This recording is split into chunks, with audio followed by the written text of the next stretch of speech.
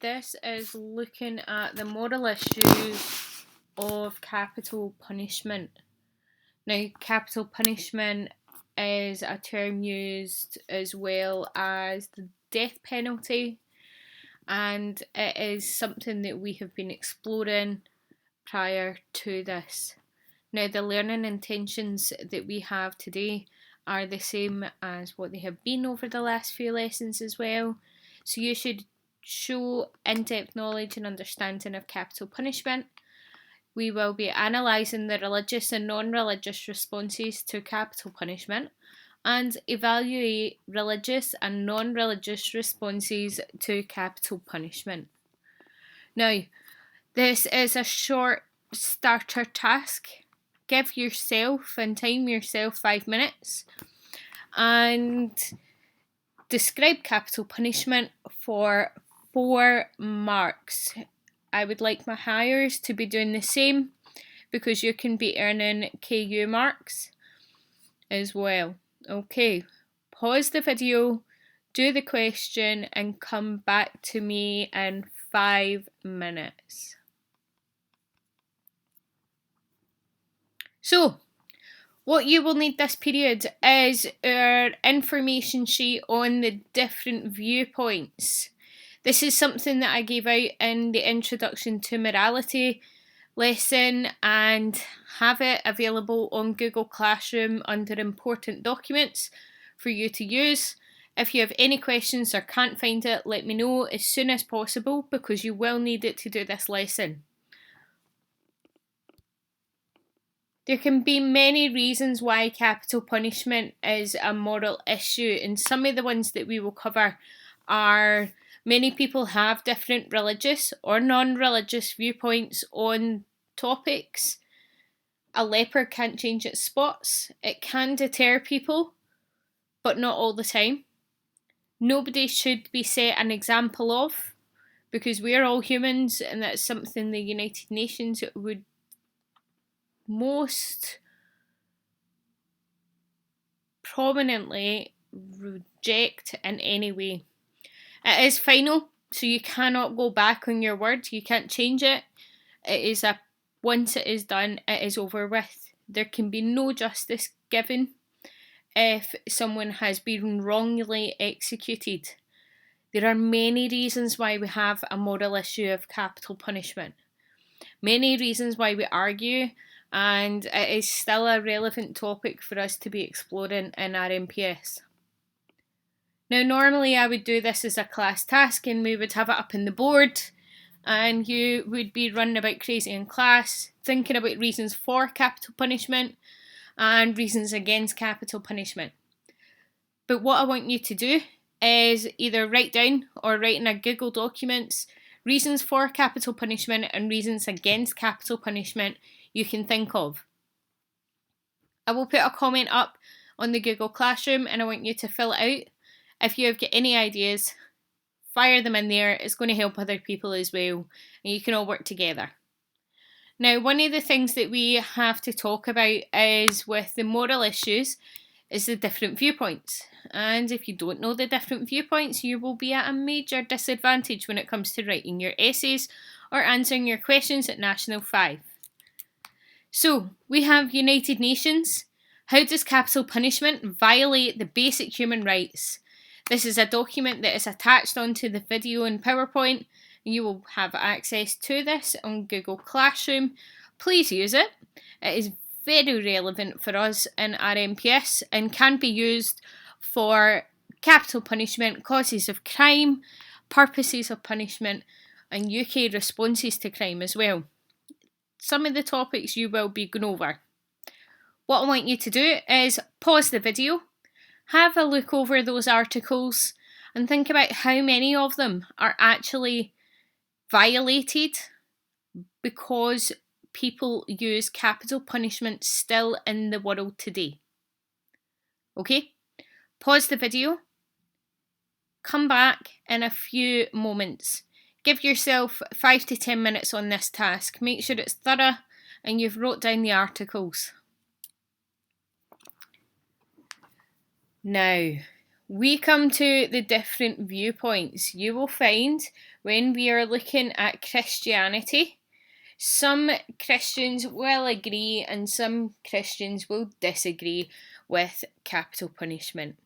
Obviously, because every Christian, as well as Buddhist, Muslim, non-Christian, atheist, or humanist, will all have various viewpoints in their religion or non-religious group.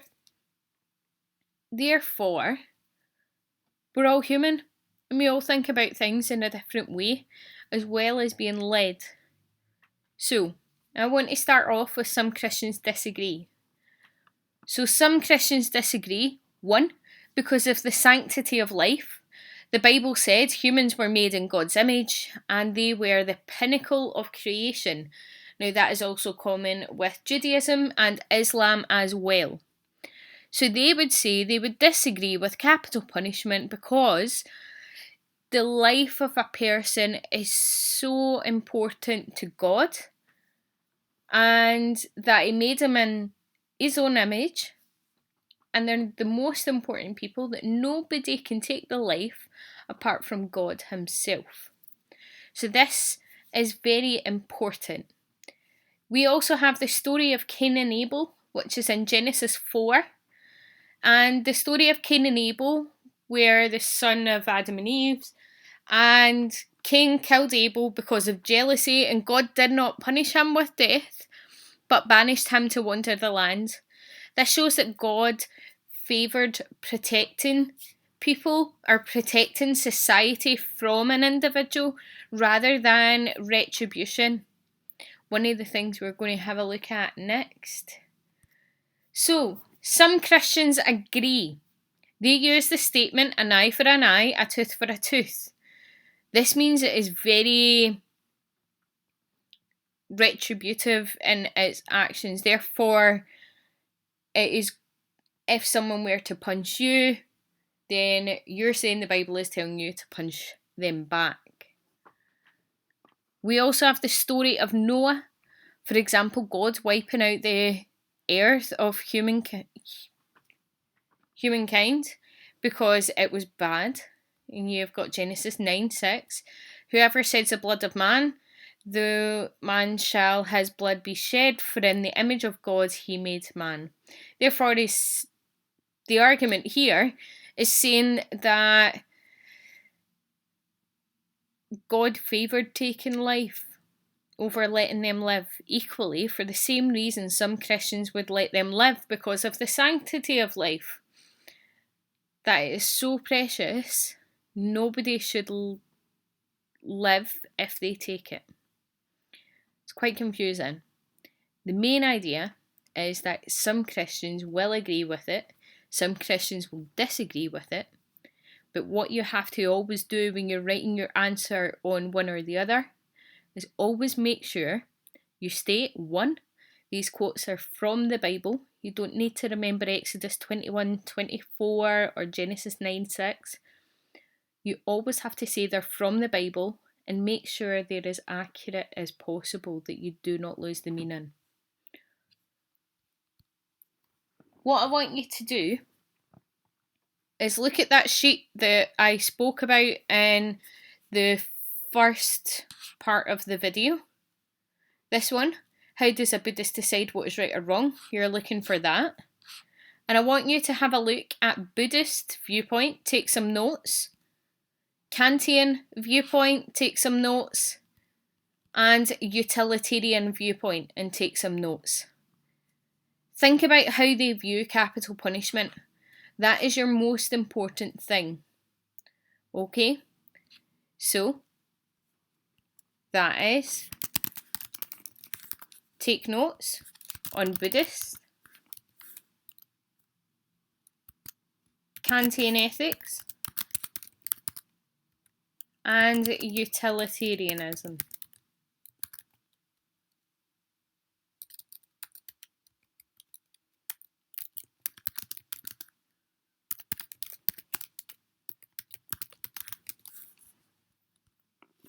So I want you to pause the screen to give you some guidance Have a look at that sheet and take some notes on these 3 things and come back when you have done that.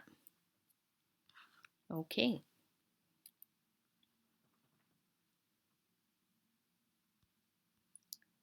Now, we will cover the purposes of punishment in the near future, hopefully when we are back in school and things are running smoothly, but we can always live in hope.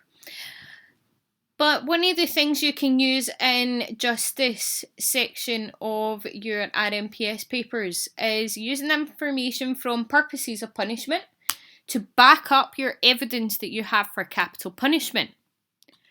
For example, protection, which is a purpose of punishment, so the reason why punishment occurs is the act of protecting the state or being protected. Then we've got capital punishment is seen as protecting society from harm. The only way they know for sure the person will never commit a crime again. That they would go to the extreme of not just taking the person out of society, but taking the person out of humanity and taking them out of the scenario completely, making sure that the world is safe because this person is gone. To what extent do you agree with that?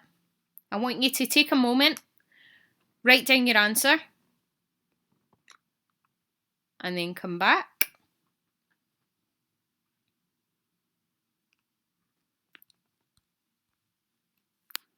So we've got deterrence as a purpose of punishment. Does capital punishment actually work as a deterrence as much as people tell us it does? Because there's still crime going on in America. People still murder other people. Does it actually work? So the definition is the act of discourage an action or event through instilling doubt or fear of the consequences. Might not work if the crime is spur of the moment. Might not matter if they are swarmed with revenge. So capital punishment is used as a deterrent in some countries such as Saudi Arabia, some states in America and China still today. What I want you to do is have a look at the same question there. To what extent do you agree with deterrence? Or to what extent do you agree capital punishment deters people? I want you to write down your answer and come back to me. Lastly, retribution. Retribution is a punishment inflicted on someone as vengeance for a wrong or criminal act. It can be used, for example, if someone takes your eye, their eye is taken. So it's taking the Old Testament quote, an eye for an eye, literally. Capital punishment is seen as vengeance for the death of the people who have been murdered. Another example of retribution could be is if a group of young people were to spray paint a wall next to the co-op, then they would have to go down and clean that as a form of punishment. So do you agree, or to what extent do you agree, that retribution and capital punishment are acceptable?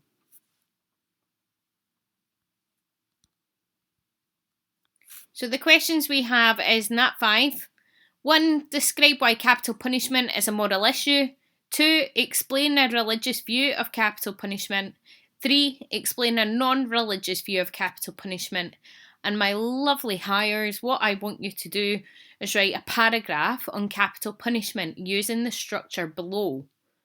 You also have sentence starters. This is in your important documents on Google Classroom. Please make sure you use this because it's going to help you. The people that were in my Nat 5 class last year probably have a sheet that's condensed, and I will get a hold of that when I manage to get into school. Okay, So kids, if you've got any questions, send me an email, drop a comment in Google Classroom, or speak to me when you can. I hope yous are all safe and have a great day.